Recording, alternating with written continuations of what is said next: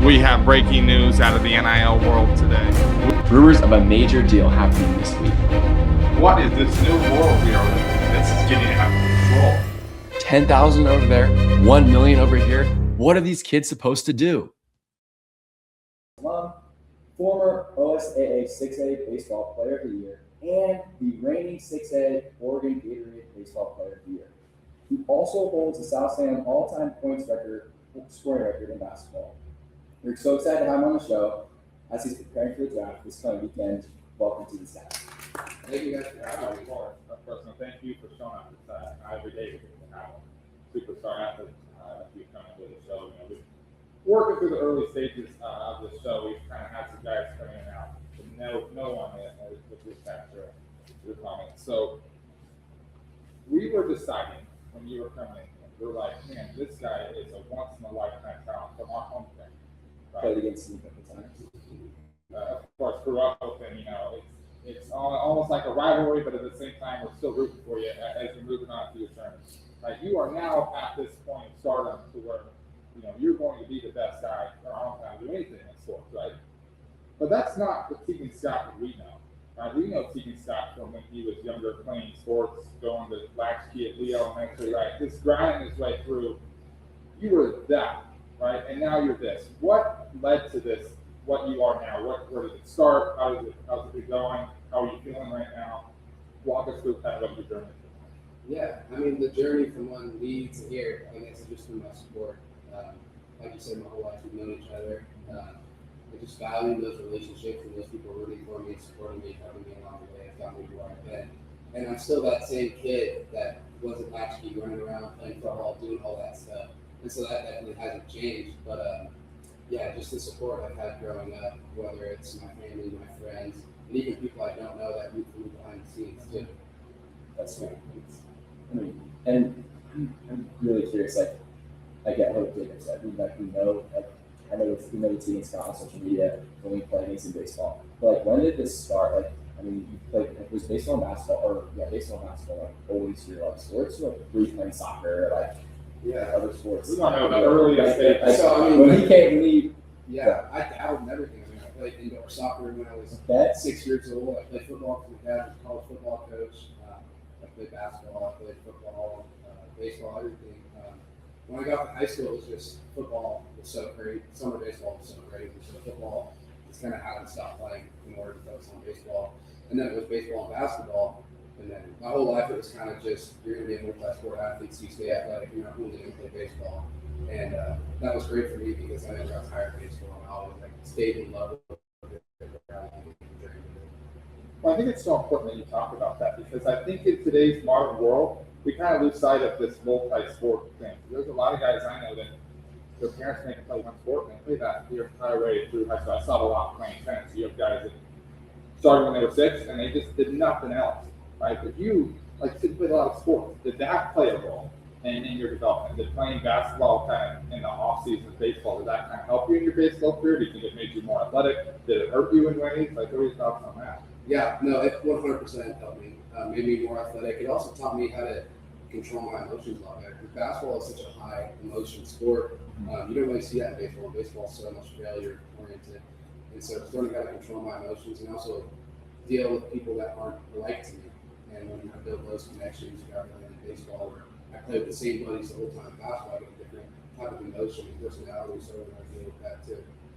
Did you ever think about dropping basketball? I did. My sophomore year, we got a new coach, and I didn't know how it was going to be. I was focused on baseball. I was committed to Oregon State already, and then my dad honestly was like, "You deserve to give the coach a fair shot." And so I went in and went to an open gym, and I absolutely loved the coach. And so I really liked what he did, how he taught us to be young men. And so stuck with him and had a great time playing basketball. Wish we were a little bit better, but I had a great time. Yeah, there towards the end. Towards the end we were pretty good. Yeah, there's some good moments in there, obviously. It's tough. Salem area basketball. I know we never beat you guys. You got shots. Oh, I guess we did. Yeah, 70% on three. Yeah. We won't talk too much about that. Basketball stuff. So, you mentioned something. Your dad and a coach there obviously playing sports at a young age, you really need a good mentor, a good guidance counselor almost, if you will. Was there a coach, your dad, was there somebody, or maybe some people that really helped you develop? Basketball coach, baseball coach, anybody like that? Yeah, it's always been my dad. My dad's been in the corner since day one. He's always preached to me, you can be a good athlete, be a good ball player, but you always have to be a better person. And so he's just, he's been my day one. He's been in my corner ever since, no matter what's happened. He's got on me, he's supported me, he's done everything he could to make sure I was successful. And so definitely my dad's been my dad since day one. That's awesome. We just had Brandon Stinnett on. His dad was a great baseball coach, and he really emphasized the importance of having like a father figure, but also a coach to kind of help balance those things. Because I think it's so tough from your perspective. You're trying to become an amazing baseball player, an amazing basketball player, an amazing athlete, but you also need somebody to kind of help you go through it. And your dad being a college football coach, maybe has a bit of experience in that, and maybe some high school coaches in there. I don't think we can underscore the importance of having such a good mentor. Let's focus on baseball. Right, this is almost your job, and it's going to be here very quickly. How do you manage committing at such a young age and then still continuing to play baseball in the Salem area? Is there just this overload of pressure that comes upon you when you play like McNary High School? Or what is the feeling like? Yeah, I mean, honestly, my junior year, I felt a lot of pressure. Sophomore year, I came off winning player of the year, and I was like, I got to improve myself again. And I kind of just let the pressure get the best of me. And so after that year, I really debriefed and thought, like, why do I play baseball? And it was I play for my family, and I play for my friends. And I remembered that. And then going into this year, I felt no pressure at all. This was the year I was supposed to feel the most pressure. And so just remembering why I played the game, who I played it for, really took the pressure away. And so just made me have fun again. I realized it's a game, and I'm a kid, and not a lot of people get to play a game and call it a job. So I'm really excited for that. But yeah, I felt a lot of pressure in my junior year, and I really didn't know what would come. And walking it back a couple steps, with all the pressure coming in high school, because you committed minor league your freshman year, eighth grade. So you going into your freshman year, you committed. Like, when did that commitment process kind of start? Like, was that sixth grade, seventh grade? Like, when did you I could maybe play baseball at the next level? And this is something I would really like to do. Yeah, so I mean, the recruitment process started in 8th grade summer. Oregon State jumped on me pretty quick. It's kind of been my dream school my whole life. I mean, my mom owns a nonprofit softball program, and so I worked the concession stands with all the Oregon State sporting events to help her pay for that. And so since day one, Oregon State's been my school. And throughout all the schedule changes and everything, I never wavered from that. And so, I never really thought about anywhere else. And they recruited me in 8th grade, and I was like, that's where I want to be. Sweet. You never get guys. It seems like in today's current climate, guys will decommit 5 times before going to recruit, so they never have this sort of dream school. It's just whoever gives them the most money, whatever school's got the prettiest uniforms, whatever it may be. But committing to a school like Oregon State, which a lot of our viewers, they may not know that you're watching it in Texas. You may not know Oregon State is a big school. Yeah. But it is.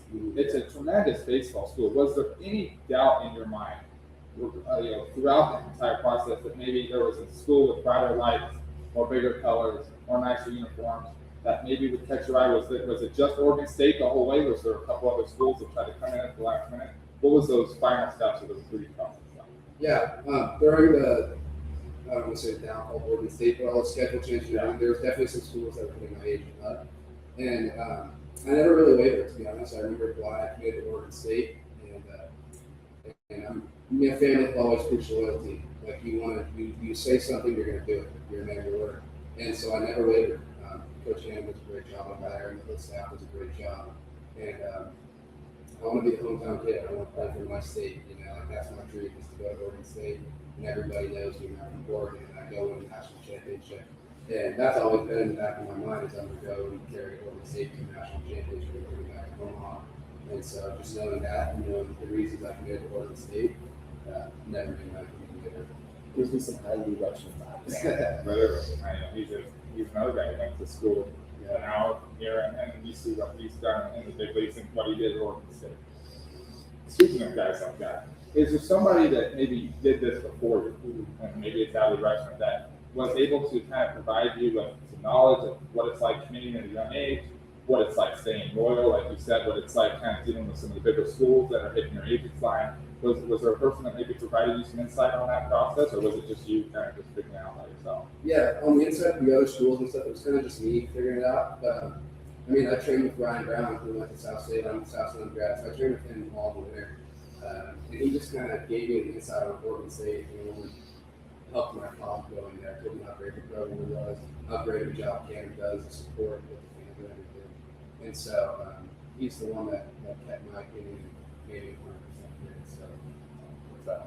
Like you said, maybe it's dad, maybe it's high school coach, maybe it's somebody that did the process.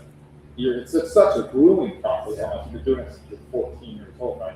That is 4 straight years of nonstop people talking. You're here trying to get you to do this. Again, like I said, having somebody that's maybe done that process before makes it a little easier. Let's talk the future, right? The draft starts tomorrow, right? You kind of know what you're doing. We won't get into too much of that, but we want to kind of walk through what you're feeling. Right?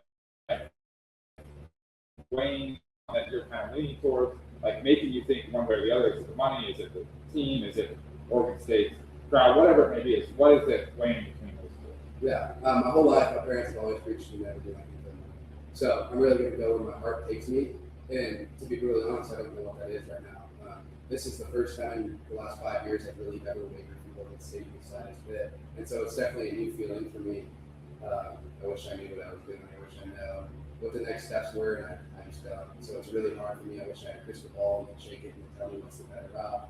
But ultimately, this isn't going to come down to where my heart is and where my feelings are. I mean, I think that's a big concern at this point.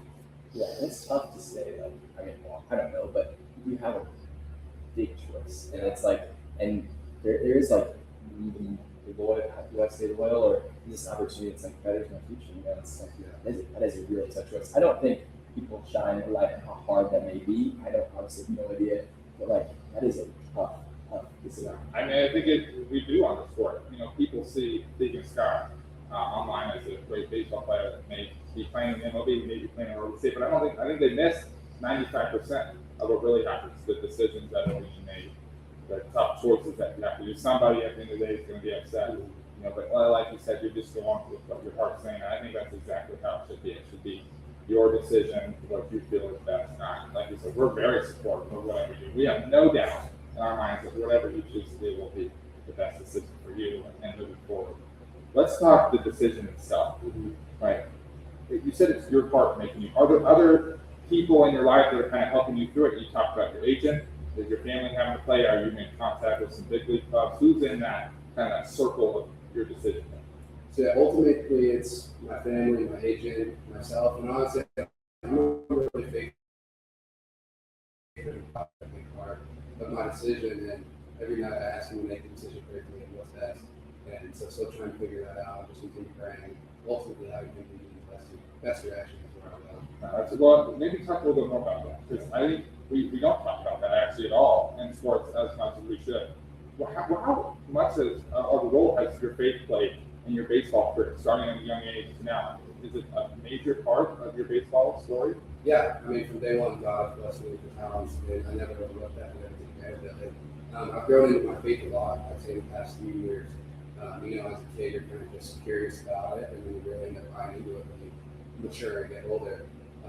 Yeah, but I'd say accepting that He is like the one and only Lord, and that He is putting me in the best decision of my life and giving me these abilities and not overlooking that and just being thankful for everything He does for me and my family and my friends. Yeah, it's amazing to hear that. When I was in Texas, I was part of a Bible study group with a lot of baseball players, and you don't hear it on the news and the beginning as much. You just kind of think of these players as individuals, but at the end of the day, they're not. They have somebody leading the way, whether or not you believe in it and faith or not. But for you, like I just can't really seem to understand. For me, I don't play college sports, so I never have somebody leading my baseball story. But for you, it's amazing to hear that and how important that has played in your success. I saw the same thing this year. Before every game, we have team Bible study. And it's an option. But like there's so many athletes who like that is so important to. And like all again, it's another thing. It's like this effort you have to focus on. Like this is who's leading. You have to give. You're sacrificing something. You're giving that time. You have to follow do this in the board, and then that is, it's like, it's really commendable that you're starting to see more athletes who just appreciate it. I think it's fantastic. Let's switch gears. All right.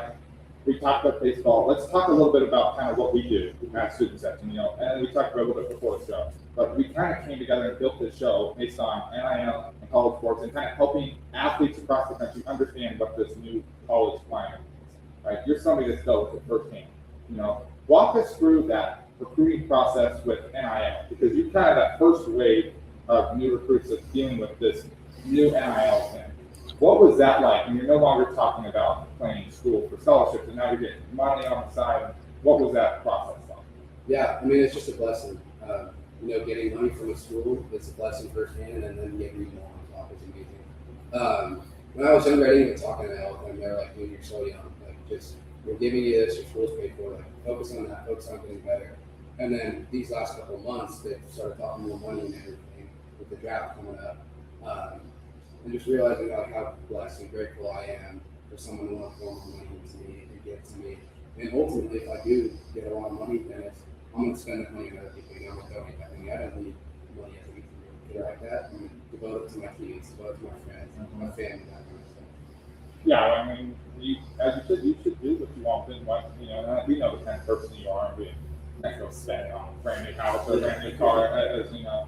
But that money part, it seems to be such a waning option on you. Maybe when you're deciding what school to play, it doesn't play a super big factor, but it must play somewhat of a factor in deciding what you want to do. Walk us through how much of a factor it really does play. Yeah, like I kind of said earlier, money. My parents always preach never do anything for money. I think a lot of people get sidetracked on money and ruins their relationship with people. And so I don't want to be that person. But I also know in the back of my head, there's money that is life-changing money, and that you can put away and be successful for the rest of your life. And so that's the hardest part for me in this process, is having to fathom that with it. There's no, I'm not a money-driven person, but there is But we're not blind. It's right. Exactly. We'll never understand it. You will. So it's interesting to hear this perspective, and we may talk to other athletes on the show that kind of went through similar things. But it's just so new, right? That you can't talk to athletes from 5 years ago because they have no experience. It's just maybe a scholarship, depending on how much your school gets paid for, and that kind of weighs into it. But now you're getting your school paid for, and maybe 6 figures, 7 figures, maybe 5 figures of an NIL deal, and it's like, well, what the hell, man? I'm just focused on playing baseball. Now I have to worry about getting money on the side. Yeah. It's incredible. It's something I hope we'll find a way to fix in the future. I doubt it, but I have my fingers are crossed. Teagan, you're an amazing baseball player, like we've said 1,000 times on the show, but we don't want to just talk about baseball. We want to talk about the other side of Teagan Scott. What does Teagan do when he's not playing baseball, when he's not playing basketball, when he's not being an athlete? Are there hobbies you love, things you do on the side? Maybe it's golf, maybe it's hunting, fishing, listen to music. What do you like to do? Yeah, I mean, you pretty much said it. I love hunting and fishing. Yeah. That's my bread and butter. It's really my getaway from baseball and life. Like, me and my buddies, we float the river probably 3 or 4 days a week just to get out, turn our phones off, turn on some country music, and listen and fish. Like I love doing that. I love hanging out, getting away from the real world for a little bit. I just love being outdoors. And Oregon's a beautiful spot. I never want to take advantage of it. And so being outdoors with my buddies and building those relationships and strengthening them for sure. What do you want? What do you want? Turkey, deer, elk, birds, ducks. You got a favorite? I really like elk hunting. I've never shot an elk, so that's like it's on the bucket list. Exactly. So it's on the bucket list. So I really want to go do that. Are you worried about maybe you go play ball somewhere and there's not a great hunting spot? Is that So me and my dad were just talking about this. Like, if I go to Oregon State, I don't know if I'll be able to help him. Yeah. So it's like, dude, that sucks because my dad's about to draw like a really good elk hunting unit. Yeah. So he's like, I don't have to go alone. I'm like, no, I gotta get time. We'll talk to Nick. Exactly. Be out for a couple of weeks. Exactly. Yeah. Is there a professional spot that's like, this is like a spot for hunting that you're like, oh, sick? Not that I know of, to be honest. It's like Oregon is such good hunting and fishing. Like I never really wanted to go out of the state to do that because I've got amazing spots here, and so I've never really looked up any other good spots or anything like that. To be honest. Yeah, you would know more about it. Yeah. Sit in the house and behind the computer all day. couple kids. You mentioned country music. We're big, huge country music fans. You have an artist we should be listening to right now. You got somebody you just saw in concert. What's up with that? Dude, I dabble a lot.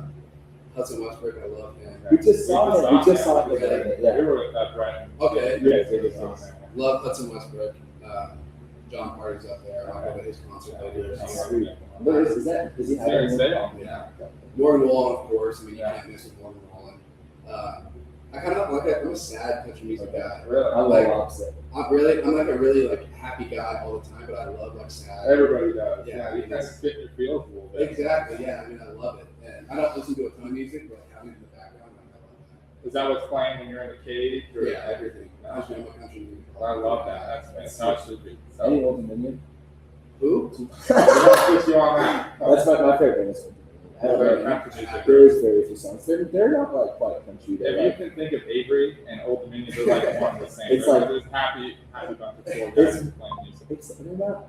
I mean, we have a bar in that. Yeah. But like, they're not super huge. I mean, They're just like a big music group. They're kind of just like, they're super fun. Yeah. We saw it's them high last year energy. at It's high Salem, vibes. Like, and they're just like amazing people that do like fun music. I was thinking band or like group. I listen to is probably Trio. Okay, oh, that's the kind of Okay. band that's and the voice listen to. yeah. We won't talk too much No, about we won't that. get That's story for another time. I do want to ask a couple of quick questions. Yeah. Your walk-up song, okay? Where you play, what is it going to be? There's gonna be Choosing Texas. Oh, that's so good. That is awesome. That's like I listen to it before every game. It's like my happy song. Right. Like every time I hear that song, I smile. And I so saw a post on Instagram. Exactly, yeah. That was playing. That's it's amazing. that's it. I mean, You've got to wear it. That's a great I know baseball's so hard. It's like anytime you can find happiness in the sport. So, And then you're playing at Oregon State, you're playing in the league. Is there a place you're looking forward to playing most, whether it maybe college, MLB place, is there a city you want to go to? dude, Really bad. it's Oregon State. Like, and that's where I want to play. Is there maybe a road game that you're really A road looking at, game? like that? A stadium you really want to play in? States is it? State, yeah. Somewhere you've never been to, you're like, man, I'd love to play baseball. I'm excited. So Oregon State plays at Global Life Field. Oh, That is that's sweet. So I'm pretty excited to go there. I had a pre-draft workout there this year and was sick, and so I'm excited to go back there and play there. And then your teammate, Mhm. Sawyer Nelson, he may or may not be doing a different path, same path you are. If you guys play each other, like, what's that vibe like across the field? If he's, he's coming up with a better clock and you're behind home. Oh, it'll be awesome. I mean, I've known Sawyer since I was 6 years old. We've been playing together that whole time. And so kind of to see us both go through the same process this year was really nice. It's a stressful process, and we were kind of able to have the same emotions and kind of Yeah, have somebody that kind of knows what. exactly vent to each other a little bit. And he's an amazing person, an amazing baseball player. And so it's fun to see that we'll probably play each other at the next level, whether that's college or pro ball. You'll see him. Exactly, you know, I'll be talking crap to him while I'm walking up to the plate, and so it'll be awesome. But yeah, he's an amazing person. On the same token of like non-baseball related, Mhm. like what did a day in life in high school look like? I mean, that's still baseball, but like a day in life as far as like you've got to put work in outside of school. Yeah. Like you're bouncing off in school. I don't know if you hang out with the boys. Like I don't know what you like. What did it kind of a normal day? Yeah, you're gonna get my teachers in trouble here. So I would have like one real class a day, but to play sports, you have to have like 4 or 5 or something like that. So I was just an aide for a bunch of teachers, Okay. and I would go to one class and train most of the day. Yeah, that And sounds they like would practice. they would mark me there.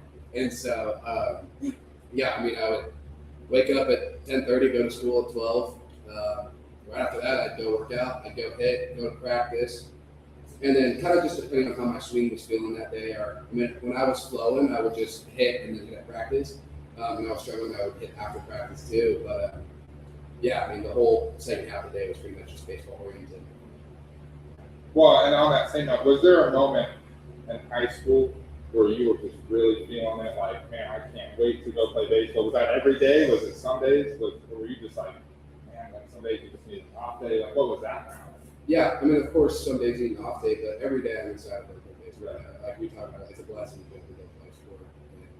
And, you're blessed with the abilities to go do it. And so every day I was thankful to be able to shot the ball hard and have fun. It is baseball is a tiring sport as a catcher, especially, and just staying true to my process, making sure I'm staying healthy, eating right, all that stuff, recovering right. But I was excited to go to the ballpark every day. And see Before, do you miss basketball at all? yeah, Okay. really, I love it. Interesting. I would have thought that. Yeah, I love basketball. I mean, you were a good basketball player, too, but I would have thought maybe it's just like. It's just, I mean, it's fun to do something else. And, I played with the guys on my basketball team in my whole life. Yeah. Since I was 7 years old, we've been on the South Salem basketball team. Baseball is different because I didn't play with them at all summer ball or anything. I was always down south playing. And I didn't know a lot of the guys on the team this year before this year. And so it's like basketball, I could play with my best friend every day. And so that part was so fun. I love the coach. And it's just such like a high intensity sport. It's fun. I think you either like it or love it. I wasn't a huge fan of it, but it seems to be, you guys love it. Well, Teagan, you've been amazing for us today. We like to play a little game with all our baseball guys. So, going back to your sophomore year in high school, right? Yeah, because it was our junior year of high school. You played Sprague High School, at Volcano Stadium. An amazing ball game. I think the final score was like 16-15. I was on the call for that game. I remember that. We want to see if you can name your lineup from that game, starting with the positions. You can go whatever one you want. We want to see if you can name the pitcher, the catcher, and all the pitchers. It's my sophomore year. Yeah. Okay. Sawyer was a short. Yep. GP was a right. Noah was in center. Right on both floors. First base was a Brady Beer. Brady Beer on Okay. first base. Second base, Josh Feet. Josh Feet. Pitcher was a Carter. Not Carter that day. Carter pitched the first game. Okay. Third base would have been Kevin Sen. Jackson. Catcher me. Have I said left field yet? Would be easy one. Logan. Yeah. Okay. Pitcher, Luke Irwin. Not Carter. He pitched the second game. This one's kind of sneaky. Sneaky, Kevin Sen. No. That's really long. Yeah, he Kevin Sen. Nope. He closed that game. Younger, right? Backhand just close that game. Yeah. Younger. right? Who was it? Wasn't Kelvin. It was. No, it was Yes. less. Okay. You got the batting order, actually? I could probably go through the back. Yeah. Sawyer 1. No. No, it was Noah 1. Noah Noah one, 1. yeah. Sawyer 2. Uh-huh. Me 3. Gavin 4. Brady 5. Nope. J-Dog Oh, we 5. didn't. There you go. Brady 6. Brady was 7. Okay, Josh Feet was 6. Yeah. Brady 7. Logan was 9. Yeah. Which leaves. What position? Okay. Okay. Oh, okay, Kid Simmons. Wow, that's really fun. I figured a catcher, but no, you're kind Yeah, of yeah, all you- over the place. I could maybe name Sprague's lineup too. Let's see. No, shot. I don't even know if I can do that. We could pull it up right now. Huh. Riley. No, Riley. I think Riley did that game. He did. Yeah. Well, Yeah, because I Braxton figured could get Riley definitely picked him. you think? He played. I don't even. I had that. Avery, Riley. Uh-huh. Here, right, go grab my phone. Braxton. Braxton. This would be. This would be really. I don't even know if we could pull it. I don't know if I can. I remember I just that game was amazing. That's why I pulled that one up. Yeah. Let's see. I bet I pulled it up earlier. I could. Avery, Riley. Let me pull this up. Give me 1 second. I was a freshman when Brandon was a senior. Yeah, we graduated. Uh, You said You Brandon. were in the game. I was in. Yeah. Jace Dalton.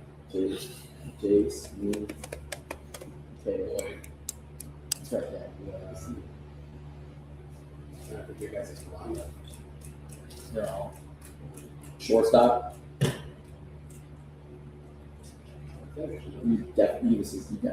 What's up to this one? Like the easiest, like maybe. It's not better. Grant. RH. Aryer. He's like only good player for Sprague in the last 3 years besides Henry. Andrew. There you Andrew go. Jones. Here we go. We got Henry, Andrew.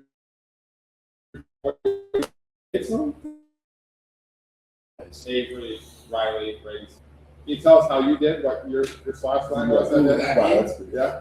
I had a double up on Braxton. This is really. I This don't is think crazy. anybody did I this. think I was 2 for 3 or 2 for 4. Oh, I might have got way more than that. Yeah, you got 7 plate appearances. 3 for 7. You were 1 for 2 with Oh, the that's double, with 2 RBIs and 4 walks. Okay, and then I back picked Avery Johnson. To second. win To the win the game. game. To win the game. So when the pitching coach came out, he was like, "What are we doing? Like, we're gonna lose the game. Keep the ball." I was like, "I'm not back in this next pitch." It was like That was on first base. it was like a 2-0 count. I was like, "We're gonna call a pitch out and go back to the second base." He was like, "You get this out of the watch." pitch out back because I think it was game over. In like the 15. Yeah, I was just. It was like the 10.